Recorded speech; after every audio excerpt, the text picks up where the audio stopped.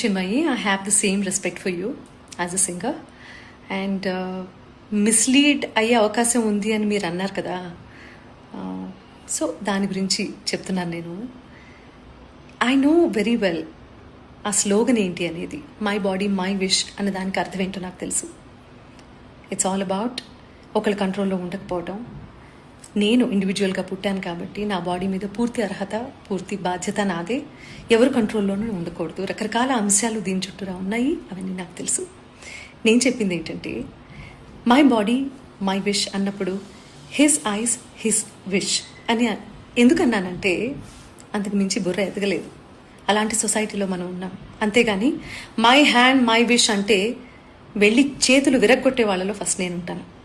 Okay, మీరు చేస్తున్న పోరాటంలో చాలా విషయాలు నాకు నచ్చుతాయి. సో ఇది ఎప్పుడు మిస్లీడింగ్గా నేను మాట్లాడడానికి ప్రయత్నం చేయలేదు. మొత్తం వీడియో చూడండి, మొత్తం ఇంటర్వ్యూ చూస్తే మీకు అర్థమయ్యే విషయం ఏంటంటే, అనుభవించిన వాళ్ళలో నేను కూడా ఉన్నాను. And I'm not okay with it.